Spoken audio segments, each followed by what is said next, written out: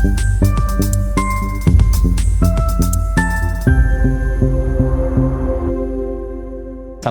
warahmatullahi wabarakatuh.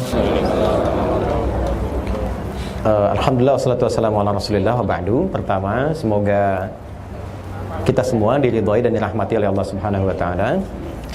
Kemudian kita akan langsung memulai. Ini miniasi dari praktek kita menunaikan umrah. Saya akan memulai bahwa kita sudah selesai miqat. Baik ya, sudah selesai, sudah tuntas, dan kita akan sekarang mulai masuk ke Masjid Al-Haram. Saya posisikan pelan-pelan Bapak Ibu sekalian bahwa ini hotelnya. Saya posisikan demikian ya. Baik, kalau melihat ke posisi ini sih makam Ibrahim di sini, kita kalau mau masuk dari pintu King Abdul Aziz depan. Baik, 98 itu King Abdul Aziz. Jadi dari hotel langsung masuk. Kemudian dari masuk itu kita akan lurus belok kanan, kemudian lurus sedikit mentok ke kiri, belok lagi baru turun ke bawah. Diturun nggak akan langsung ketemu dengan Hajar Aswad, tapi kita akan geser dulu ke kanan sedikit. Oke, kalau geser ke kanan sedikit dan posisi Hajar Aswad di situ, berarti kita dari sana. Tapi hotelnya sebetulnya dari sini. Secara singkat keluar dari hotel, kemudian masuk ke masjid. Saya gambarkan bahwa ini area masjid. Saya akan masuk, maka doa yang dibimbing oleh Nabi diriwayatkan dari Umar bin Khattab radhiyallahu taala anhu, kita masuk dengan kaki kanan kan, dengan mengucapkan Allahumma ftahli abwaaba rahmatik. Nah, dari hotel, insyaallah kami akan susun barisan yang akan dirapikan lagi sebelum masuk masjid.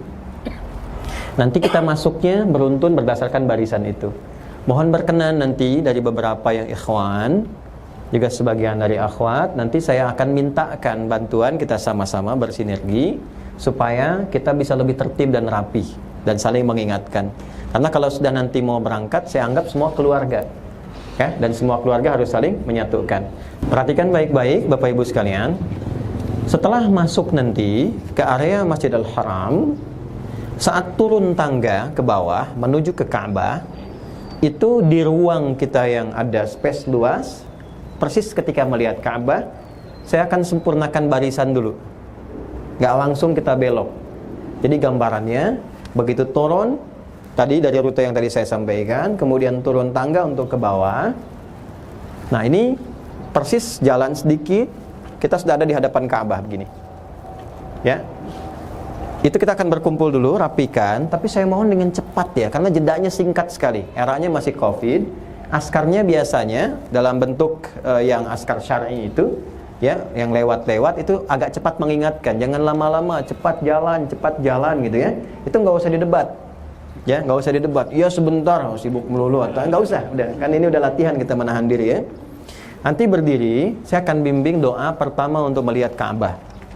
Pertama yang dimaksudkan tuh kita datang melihat. Mungkin sudah banyak yang melihat Ka'bah setiap waktu juga gitu kan. Tapi begitu turun nanti saya bimbing ya, ada 5 keutamaan yang melekat kepada Ka'bah, dan kita memohon kelima ini dipercikan ke kita. Ya, doanya insyaallah akan dituliskan, disampaikan, tapi saya bacakan cepat di sini. Allahumma zid, kan? Boleh diikuti, Allahumma zid. Ulangi, Allahumma.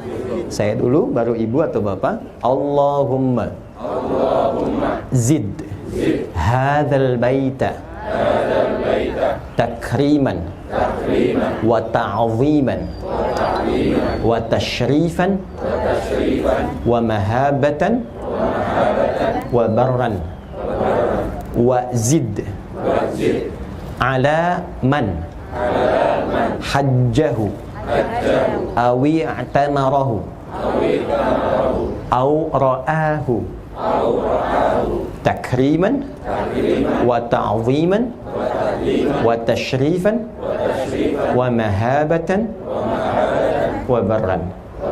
Ya, jadi itu nanti yang dibacakan. Secara singkatnya begini, ya Allah, mohon selalu tambahkan kepada rumah mulia ini kemuliaan, keagungan, kebaikan, segala yang melekat yang baik-baik, dan percikan kemuliaan yang merubah buruk menjadi baik. dan mohon percikan dan anugerahkan semua itu yang 5 tadi kepada orang-orang yang berhaji, yang memulai tawaf kudumnya dari sini, atau setiap yang umrah, atau bahkan yang hanya melihat Ka'bah itu. 5 kemuliaan tadi. Jadi biasanya kalau kita sudah mulai membacakan itu, suasana hatinya sudah mulai terpaut dengan Ka'bah. Nah, itu disebutnya nanti semacam warming up sebelum kita tawaf. Jadi untuk bagaimana menautkan hati kita dengan Ka'bah supaya kita menyatu dan tawafnya enak. Jelas sampai sini? Oke. Setelah itu kita berjalan, bersiap-siap. Nanti doa yang tadi saya akan tuliskan. Kalaupun Bapak Ibu tidak hafal, tapi selintasan itu bisa sering dibaca supaya nanti di memorinya tuh tersimpan cepat. Jadi kalau saya bimbingkan, kita nggak terlampau lambat. Ya, ini kalau terlalu lama nanti datang askar supaya jalan, ya, diminta jalan. Oke, selesai. Kemudian kita akan mulai berjalan pelan-pelan, rapi, mendekat ke arah Hajar Aswad. Ini diposisikan begini ya. Bapak boleh geser sedikit ke sebelah sana. Ya. Ini memang dibuat sedikit agak rendah di sini, ya. Kita posisikan agak di sini, tinggi. Kita mulai di sini, Hajar Aswad. Ini miniatur aja ya, Bapak Ibu sekalian di sini. Perhatikan baik-baik. Ketika kita berjalan, posisi tadi jalan tuh di sana tuh. Ya, sekarang insan mat tadi itu. Kita doanya di sana. Terus jalan ke sini. Nah, akan mulai kita menghadap ke arah Ka'bah dari posisi Hajar Aswad. Kita mengangkat tangan, bisa kedua tangan begini, ya. Kalau mampu lakukan 2 tangan, atau setidaknya dengan tangan yang kanan begini, menghadap ke arah Ka'bah, tepat posisi yang Hajar Aswad. Perhatikan baik-baik, jangan sampai terjadi begini, karena akan masukkan rombongan ke belakang ya. Jadi saya akan minta merapat dulu supaya sejajar dengan garis ini. Jadi jangan sampai nanti ngangkat tangannya masih sebelah sana. Ya, pastikan sejajar begini. Jadi nanti akan membentuk barisannya semacam barisan yang ke belakang seperti ini. Ya. Ya, agak ke samping ke sana ya. Kalau saya ke sana ke belakang, ke samping ke sana. Jadi kalau nanti saya sudah angkat tangan, yang sejajar angkat tangan. Kalau nggak kelihatan ini, 2 patokannya. 1, ada askar tentara pakai baju coklat, pakai topi gelantungan di tali. Itu posisinya. Yang kedua, lihat ke arah berlawanan sana, lampu hijau. Ya, itu ada lampu tuh, pas tuh kan sejajar. Ya, lihat ke arah kanan, lampu hijau. Itu, lihat ke sini ada askar gelantungan begini. Berarti itu Hajar Aswad. Dipastikan posisi Anda, kalaupun saya mengangkat tangan, jangan lihat tangan saya. Lihat posisi udah sejajar belum? Jelas ya? Jadi jangan sampai gini, saya angkat, belakang angkat semua gitu ya. Nah, yang angkat tuh berarti udah pas di sini. Ya kan? Bismillahirrahmanirrahim gitu kan? Daya, subhanallah, alhamdulillah. Jelas? Paham sampai sini? Baik, sebentar. Hajar Aswad. Hajar artinya apa? Ya, hajar artinya apa? Batu. Aswad hitam. Jadi Hajar Aswad batu hitam. Ini mahal sekali ilmunya. Fokus baik-baik. Saya mau tanya, Hajar Aswad itu batunya emang hitam? Tidak. Asalnya apa? Putih. Seputih susu. Kenapa menghitam? Dosa siapa? Manusia. Bapak Ibu manusia bukan? Berarti mungkin karena dosa kita kan? Artinya apa? Ini hikmahnya, percikannya adalah boleh jadi saat setiap orang datang menghadap Ka'bah itu tidak semuanya suci. Fala tuzakku anfusakum. Boleh jadi kita datang membawa sesuatu yang kotor. Nah, kotoran itu yang menghambat doa kita cepat dijawab. Rahmat Allah yang harusnya turun cepat jadi berbalik. Bukan karena Allah nggak ngasih. Ini cahaya akan datang, tapi kalau tertutup, dia akan memantul balik kan? Disitulah tempatnya ketika mulai melihat Ka'bah dan mengucapkan tadi 5 permintaan, feedbacknya ke dalam diri kita adalah yang diajarkan para ulama, rasakan kita bawa dosa apa yang menjadikan batu itu semakin menghitam. Jadi sebelum kita berputar dan memohon sesuatu, sunnahnya tuh kita istighfar, ngingat dosa gitu. Jangan-jangan sebelum tobat nih banyak dosa. Itulah hikmahnya kenapa setelah sholat kita istighfar, dan kenapa saat akan memulai kita untuk tawaf, kita mengingat dosa dulu. Mungkin kita atau ada di antara kita atau siapapun itu saham terbesar menjadikan batu putih itu menjadi hitam. Jelas ya? Dan istighfar kalau dilakukan dengan benar, dia akan mengikis sekat-sekat yang menghambat doa terjawab itu, sehingga sebelum berputar dan memohon itu sekatnya udah hilang. Itu maksudnya. Ini yang menjadikan seseorang itu ketika melihat Ka'bah bisa menangis, Ya bukan sekedar haru, tapi ada fitrah yang menggerakkan hatinya. Nah ketika fitrah itu muncul, arahkan yang pertama kali untuk menggugurkan dosa. Jelas ya? Maka sebelum memulai, rasakan suasana itu dulu. Nah kalau sudah suasana itu masuk ketika Anda mengatakan Bismillahi Allahu Akbar. Masih ingat bukankah orang yang lontar jumrah mengatakan Bismillahi Allahu Akbar? Bukankah orang menyembelih hewan kemarin Bismillahi Allahu Akbar? Dan kalimat itu ketika dilakukan, baik menyembelih ataupun melontar, bukankah untuk menggugurkan dosa-dosa? Makanya ketika Anda mengangkat tangan menghadap ke Hajar Aswad, Bismillahi Allahu Akbar, di hati kita sudah komitmen saya akan menggugurkan dosa-dosa, kesalahan-kesalahan yang sudah saya list sebelum saya berangkat umrah. Jelas? Begitu angkat Bismillahi Allahu Akbar, ingat kesalahan sama Allah apa? Ya, Anda laki-laki, suami pada istri bagaimana? Istri ke suami, ke keluarga, ke anak, ke teman-teman. Mungkin ini yang menghambat rezeki, ini yang menghambat silaturahim. Bismillahirrahmanirrahim, Allahu Akbar. Ya Allah, saya pengen berubah, pengen lebih baik. Maka dari situ kemudian kita bertekad memulai dengan bacaan Subhanallah, Alhamdulillah, wala ilaha illallah, Allahu Akbar. Perhatikan baik-baik, ini intinya. Kalau mau ditambah la haula wala quwata illa billahil aliyyil azim. Satu, perhatikan, lulus ini, maka dari sini sampai ke rukun yamani itu potensi besar terkabul semua doa. Saya nggak main-main ya, saya mohon maaf ini. Ya, tenaga, biaya, keringat, macam-macam tuh mahal sekali.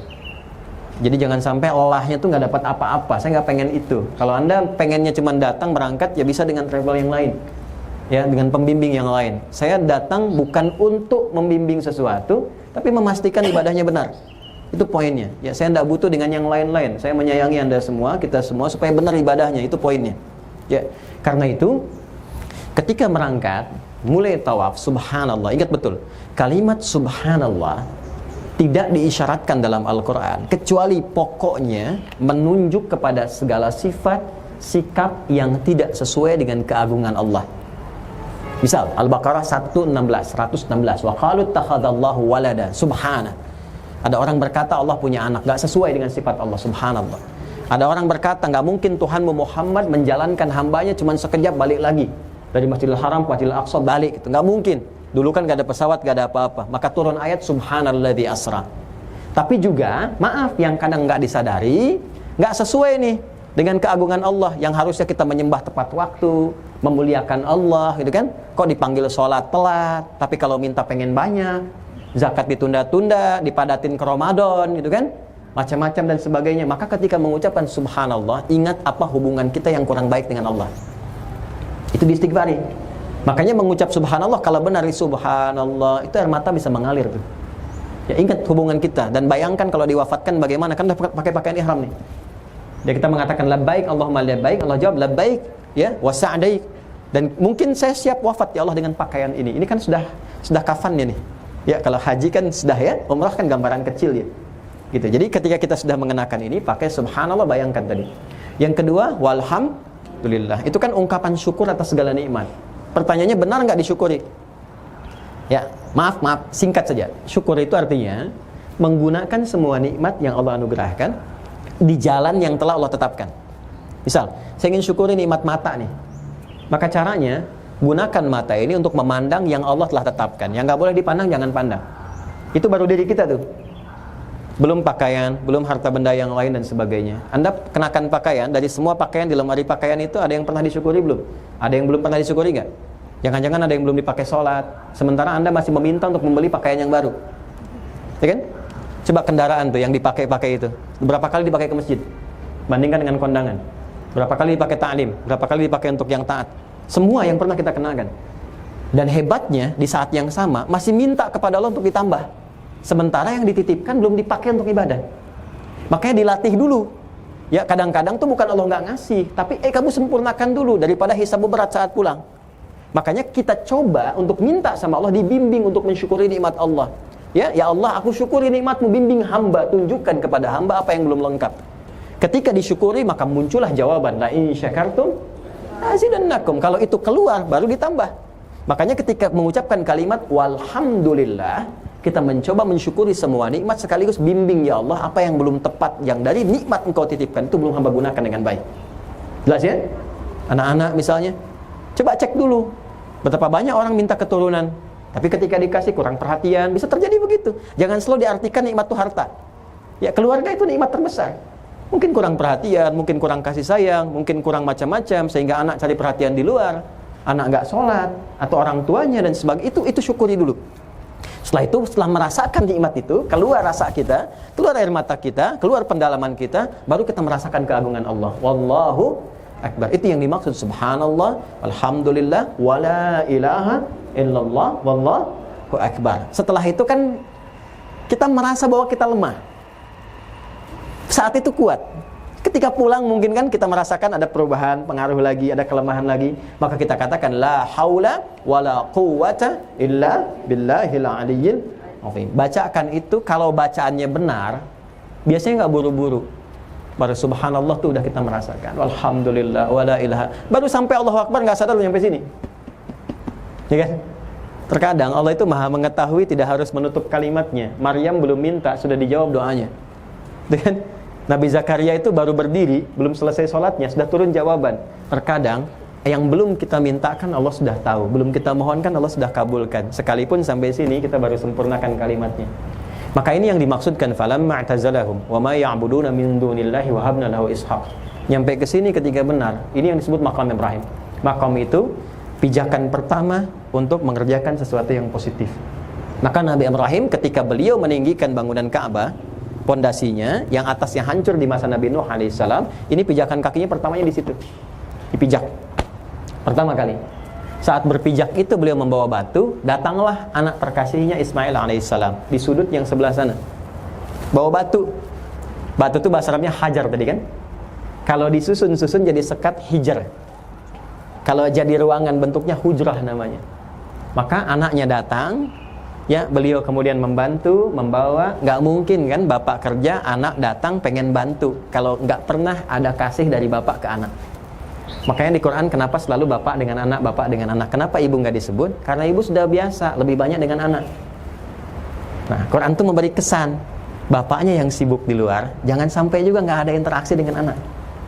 Ya, idealnya tuh ketika bapak kerja atau dialog, anak tuh ada rasa sayang, rasa kepemilikan.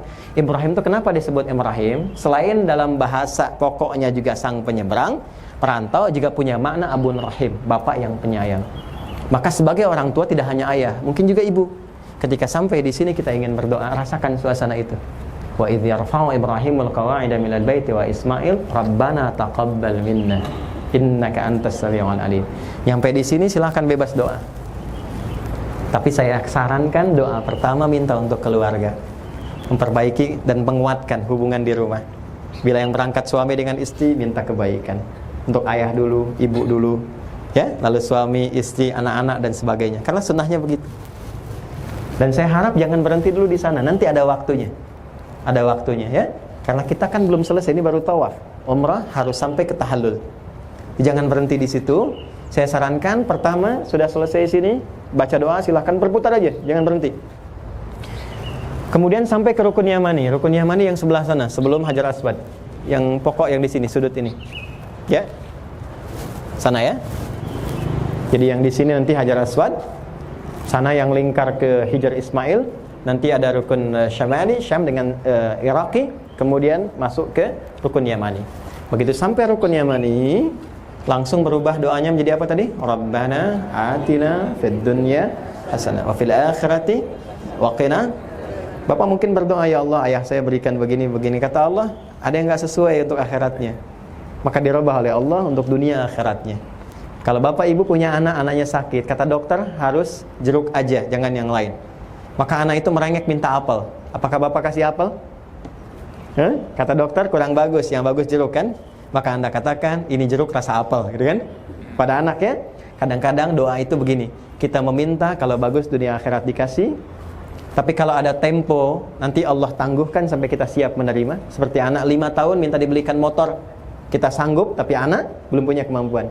Tapi ada yang kadang begini sifatnya, minta A dikasih B, karena Allah mengabulkan apa yang dibutuhkan, bukan apa yang kita inginkan. Jelas? Oke.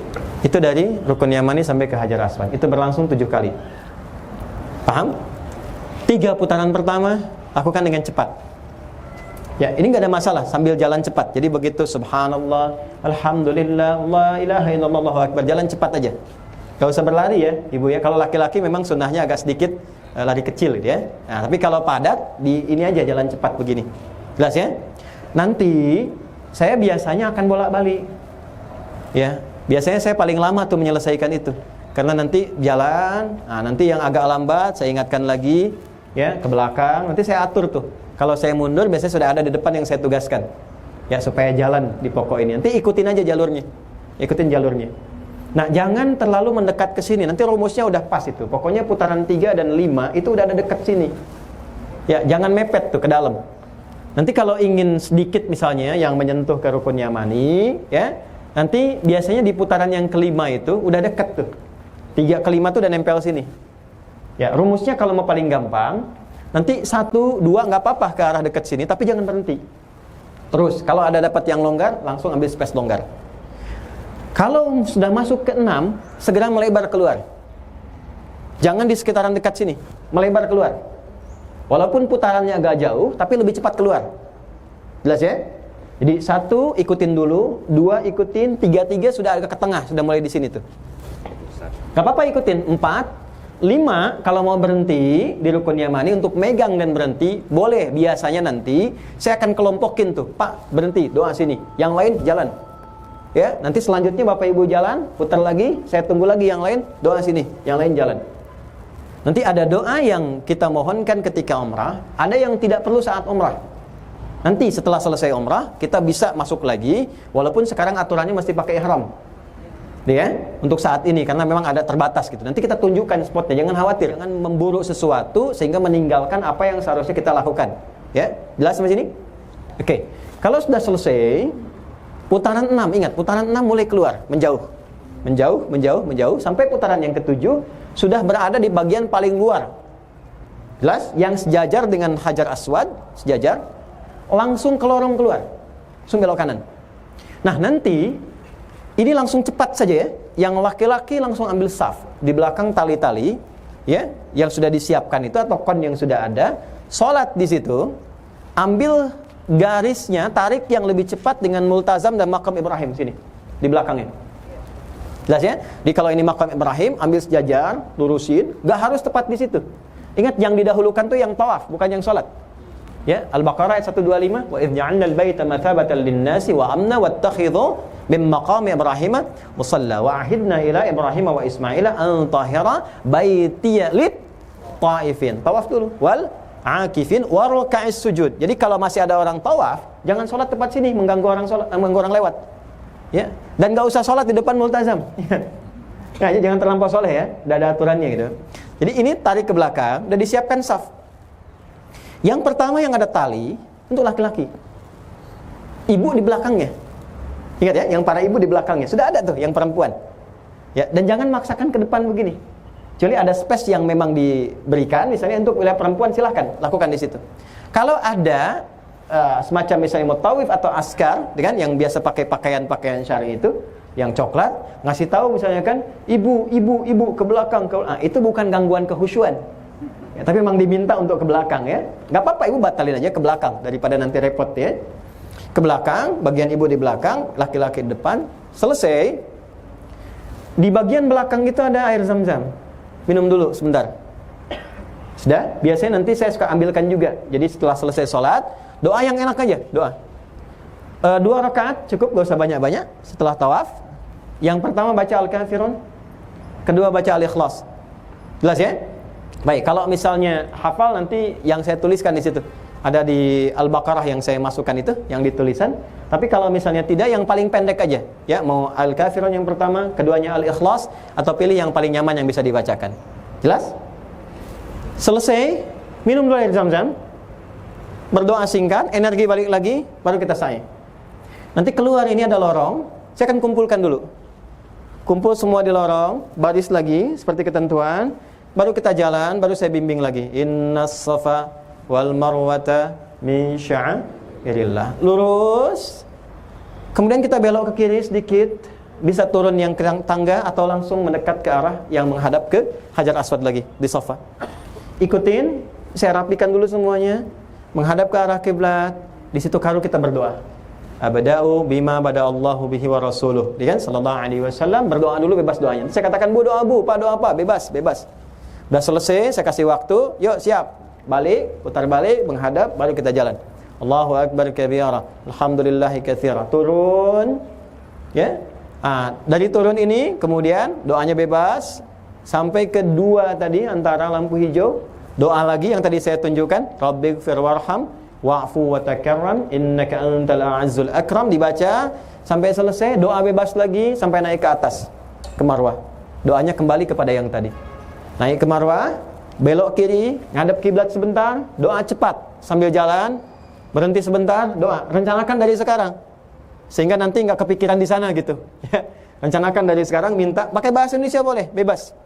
Ya, kalau ada bahasa Arab yang lain silahkan, apa aja boleh. Doa, minta, biasanya itu dibacakan seperti rukun Yamani. Orang-orang di Arab itu cepat, Rabbana atina fid dunya hasanah, itu aja dia baca, turun lagi langsung belok kiri, turun lagi. Cepat sekali. Kalau kita terlalu lambat nanti diminta atau kedorong dari belakang. Terus sudah selesai singkatnya seperti tadi, bolak-balik. Naik ke atas untuk sa'i, saya akan minta dorong agak ke dekat pintu ke belakang. Bukan di bagian pas masuk langsung cukur, tidak. Saya akan dorong ke belakang. Ya, di belakang nanti dijajarkan, di pintu kita bagi. Yang perempuan, yang laki-laki, perhatikan ada sunnahnya. Imam Atha bin Abi Rabah sangat spesifik walaupun hanya tahallul. Tapi ini sunnah. Ngadap ke kiblat. Jangan sampai cukur kemana-mana gitu ya. Ngadap ke arah kiblat. Kiblat, ngadap. Nah, biasanya kalau saya posisikan, maaf, di sini udah naik ke Marwah, ngadap ke sini, udah selesai sampai Marwah, udah berdoa, mundur ke arah sini, ya. Ini gambarkan nggak ada Ka'bah, pintu akhir. Nah, seperti ini, Ka'bahnya sebelah sana. Pasti begini, nggak akan begini. Kalau begini ke toilet, karena keluarnya toilet nih, ya. Ini Ka'bah ke sini, jadi ngadapnya ke sana. Awas ya, ini sederhana tapi ada pahala dan punya nilai. Menghadap ke arah kiblat, baru dicukur. Jelas ya? Baik. Jadi yang mencukur bisa bergantian. Nggak ada syarat yang mencukur harus sudah dicukur, itu nggak ada. Ingat ya? Karena saya pernah mendengar kalimat itu, yang nyukur harus sudah dicukur, nggak ada. Kalau sudah begitu siapa yang nyukur? Karena yang pertama pun pasti belum dicukur itu kan? Ini persoalan. Ya, jadi nggak usah terlampau menyulitkan diri sendiri ya. Ngadap ke arah kiblat, dicukur. Nanti dibimbing. Jadi yang mencukur membimbing, yang dicukur memohon. Allahumma ghfir lil muhalliqin wal muqassirin, atau boleh dibalik lil muqassirin wal muhalliqin. Ya Allah, mohon ampuni hamba yang saat ini sudah menyelesaikan umrah dan berjanji menjadi hamba yang lebih baik, yang nggak punya masalah denganmu, nggak punya masalah dengan orang-orang. Itulah tahallul namanya. Setelah itu selesai umrahnya. Biasanya kita berdoa sama-sama, saya pimpin, selesai, kemudian kita keluar lewat pintu belakang, tembus, masuk, nanti keluarnya di rumah Nabi berumah tangga dengan Sayyidah Khadijah, sebelah kiri, dekat toilet sekarang itu. Keluar dari situ, masuk, akan tembus nanti naik ke atas, bawahnya Babus Salam, atasnya tempat Nabi dilahirkan. Belok kanan, nanti keluar ke tempat Sayyidah Maimunah, tempat Nabi mulai Isra Mi'raj, lewatin rumah Abu Jahal sebelah kiri, tempo dulu, masuk, gate 26 Ismail, ketemu dengan pintu masuk sebelah bawah, CCTV ke Istana Raja, lurus, nyebrang sedikit, sofa, toilet, hotel kita, Pullman. Selesai umrah. Yang menggunakan kursi roda, nanti kita siapkan skemanya, karena kursi roda itu ada dua nanti, ada yang bisa diperkenankan di bawah, kondisi tertentu, ada yang biasanya dikhususkan untuk wilayah atas, tapi nggak ada perbedaan sama sekali dengan yang di bawah. Jangan disimpulkan di bawah lebih utama, ini tidak, sama saja nanti. Jadi kalau misalnya untuk memudahkan di atas. Ya, nanti ada suasana tertentu ingin ke bawah, setelah umrah misalnya ingin ke dekat Ka'bah dan sebagainya, boleh. Nanti di waktu keesokan harinya, saya biasanya akan bagi Pak Ibu tuntun untuk ta'lim khusus atau khusus untuk berdoa. Jadi kan kita di Mekah itu ada 4 hari. Hari pertama umrah aja dulu ya. Nanti hari yang kedua, ketiga, keempat ada ta'lim, saya ajak, ini rumahnya Abu Bakar, ini parlemennya Quraisy, ini begini aja pelan-pelan. Nanti ada waktu untuk berdoa. Yuk, untuk kita tingkatkan ibadah, tahajud, ini posisi yang bagus di sini nih, tahajudnya nih. Ini yang enak begini. Itu dibawa. Bapak yang misalnya ingin pakai kursi, kan ada kursi-kursi lipat tuh ya. Kalau yang mau pakai kursi roda, saya sarankan disiapkan kursi roda. Ya, nanti maksud saya kalau nyewa nanti atau beli, nanti saya tinjau lagi yang paling nyaman yang mana untuk bisa digunakan. Kalau misalnya intensitasnya tinggi, lebih baik disiapkan dari awal. Tapi kalau sesekali untuk tawaf saja, bisa pakai nyewa yang di sana. Ya. Umrah sekali lagi nggak ada perbedaan keistimewaan antara yang di atas atau di bawah, tapi lebih kepada siapa yang paling sempurna rukun dan syaratnya. Paham sampai sini? Baik. Jadi nanti akan ada dialog lagi, ketemu. Yang ikhwan akan lebih sering dengan saya. Misalnya pada maghrib kita ada halaqah kecil. Jadi saya tunjukin nih Masjid Nabawi itu asalnya begini, tempatnya di sini. Setelah ini kita akan masuk ke Raudhah. Nanti Bapak Ibu saya tunjukkan waktu-waktu cepat. Untuk perempuan ada pembimbing perempuannya. Ya, ada akhwat nanti khusus karena perempuan waktunya spesifik. Jadi malam itu dengan ba'da pagi, dengan setelah subuh. Jadi jam 6, jam setengah 7 itu akan ditutup, perempuan masuk. Nah, laki-laki masuk lagi kapan? Ada waktunya. Nanti saya tunjukin begitu perempuan keluar, itu dibuka. Nah, itu nggak disadari tuh. Tiba-tiba sudah kosong aja.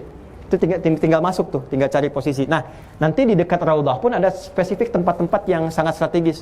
Ini biasa Nabi tahajud biasanya di mana, tiang yang mana? Di mana tiang untuk taubat? Di mana tempat itikafnya Ali bin Abi Thalib? Itu saya tunjukin satu-satu. Jelas ya? Insyaallah. Bapak Ibu sekalian, kalau sudah dipandang jelas, saya kira itu yang perlu saya sampaikan hari ini di lapangan. Ingat lagi, ini wilayah Ka'bahnya hanya ada 4 sudut. Hajar Aswad, bagian Hijar Ismail, rukun Syamali dengan Iraqi, sebelah sananya ada rukun Yamani, dan yang paling pokok 4 sudut ini semuanya mustajab. Semuanya pokok. Hajar Aswad punya bagian doanya, yang ini Hijar Ismail digunakan untuk sholat antara rukun Syamali dengan Iraqi, ada Hijar Ismail, boleh sholat 2 rakaat, tapi jangan lakukan saat kita pas umrah. Nanti ada waktunya saya tunjukkan. Jelas ya? Tolong ikuti betul ya, karena kalau nanti bergeser ada masalah, yang repot saya juga. Jelas ya? Baik, kemudian rukun Yamani yang Rabbana atina fid dunya hasanah. Selebihnya apa? Ini pintu namanya multazam. Antara pintu dengan Hajar Aswad, ini ada sekat nih. Ini pintu, ini ada Hajar Aswad. Enggak terlalu seperti ini tapi agak lebar. Ini ada jarak kecil seperti Raudhah yang ada di Madinah, di Masjid Nabi, antara kamar Nabi dengan mimbar. Ini antara ini tuh sangat mustajab doanya. Sangat cepat sekali. Cepat untuk terjawab. Nanti saya akan bawa putar untuk tawaf. Tapi setelah selesai umrah. Kecuali kalau ada kondisi saat umrah sangat memungkinkan dan masih space-nya lapang, waktu menjelang subuhnya masih panjang. Ini saya akan bawa ke situ sejenak, silakan berdoa. Kalau tidak memungkinkan mendekat, rumusnya ada cara cepat. Dan ini luar biasa. Alhamdulillah 100% setiap yang mengerjakan ini sesuai dengan ketentuan, itu seketika langsung dijawab. Saya pernah ajak teman, dia ada problem dengan seseorang, kamu di sini aja. Doa. Itu begitu selesai dia keluar, ditelepon temannya langsung. Ini kisah nyata. Ada lagi orang yang keluh, Ustaz, saya sebenarnya diberhentikan oleh bos saya di pekerjaan. Saya nggak tahu harus cari kemana lagi. Tapi saya minta saya bisa haji, bisa umrah. Dia ngajukan, nanti kamu kesini, minta di situ. Selesai dia berdoa, dia keluar, 3 negara telepon dia. Dari Saudi, dari Australia, dari Malaysia. 3 negara. Dia pilih kemudian di Malaysia supaya lebih dekat ke Indonesianya gitu. Itu sesuatu yang sangat luar biasa. Tapi jangan posisikan bahwa ditarik ke dunia, bukan. Saya ingin tunjukkan kalau kita benar melakukannya, Allah tuh jawab dengan cepat tanpa jeda. Nah, ada posisi yang paling bagus. Kalau nggak sempet di sini pas karena berdesakan, ada cara yang sangat efektif dan begitu Anda lakukan, biasanya lebih cepat bahkan dari yang minta di situ. Nah, gimana caranya? Nanti pas di sana saya kasih tahu. Nanti di sana saya kasih tahu, ya. Pas dekat. Ini malah di Madinah saya sampaikan. Tenang, karena itu rumusnya dipakai saat dekat Raudhah. Biasanya saya nggak terlalu maksa mendekat, tapi ada posisi strategis banget dekat Raudhah itu, yang kalau minta tuh enak, orang nggak banyak tahu itu wilayah Raudhah. Kapan? Pas di sana. Demikian, subhanakallahumma bihamdika asyhadu an la ilaha illa anta astaghfiruka wa atubu ilaik. Assalamualaikum warahmatullahi wabarakatuh.